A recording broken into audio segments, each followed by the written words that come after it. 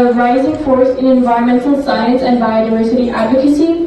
As a first-year Bachelor of Science student at Monash University, Irfan has already made a remarkable impact with his book, The Year the Earth Changed. Please welcome him to the stage. Speakers, please keep in mind that you only have 5 minutes for your speeches. Thank you. Thank you, Iman.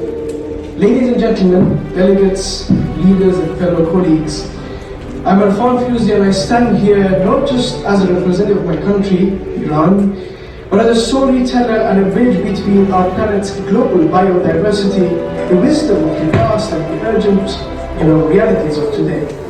With each award I received and each step I've taken on this journey, I have been driven by a belief that we are all woven into the delicate web of life that sustains us. Today, our shared responsibility for this web has never been more critical. The intricate tapestry of our planet's biodiversity is not just a symbol of beauty, it's our life support system. The latest Living Planet Report 2024 illustrates this vividly. Over the past 5 decades, monitored wildlife populations have shrunk by an astonishing 70%. And behind each percentage point is a story of ecosystems altered, natural resilience weakened, and ultimately humanity's own vulnerabilities exposed. When ecosystems break down, they reach what scientists call tipping points, moments when damage becomes irreversible. These tipping points are already on the horizon, in places like Amazon rainforest, for example, and the Great Barrier Reef. We can act decisively, however, to shift the trajectory. If we fail to act, however, the projections are daunting. I've seen the loss of our planet's biodiversity myself over the last 10 years. I've researched on how it could impact humans. And scientists warn that the Earth's future could be dominated by extreme heat, dryness, and ecological scarcity due to climate change, biodiversity loss, and rising CO2 levels. A world where the majority of mammals, including humans, struggle to survive is not a distant scenario. It's one we are inching towards if we don't reach net zero emissions soon. The solutions are already within reach. We must simply just learn from the past and implement nature-based solutions in our world. Our indigenous communities hold generations of wisdom on living in harmony with nature. The Hadzabe tribe in Tanzania, the San people of Kalahari, and countless other communities have understood for millennia what our science now confirms. Sustainable coexistence is possible.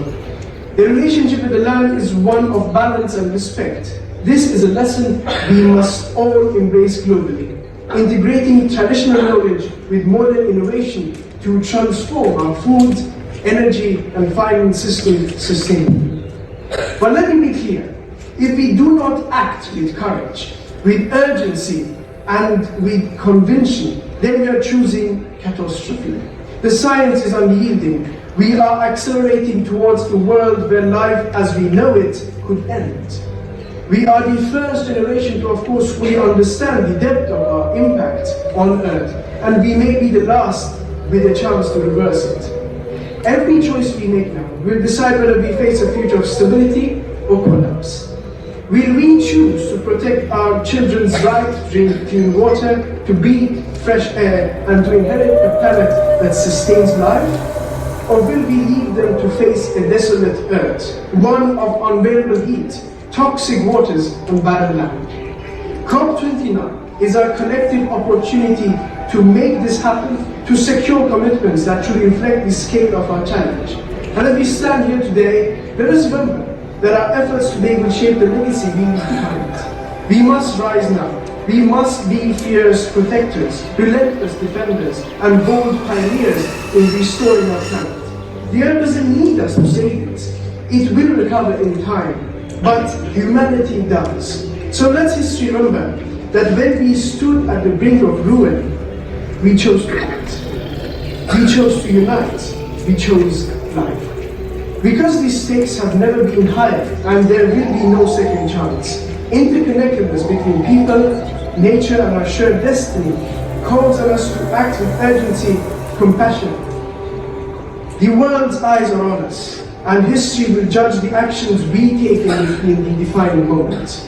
We are way off track. The clock is ticking and we're almost out of time. But once again, to contribute for this action and to contribute and thank for Iman's work and to show that we are all globally united and united for Pakistan's COP29, I am planting around 50 bronze oak trees in the heart of Zagros Forest at Dalahu, Iran. And I hope you all will join me in rewilding the planet.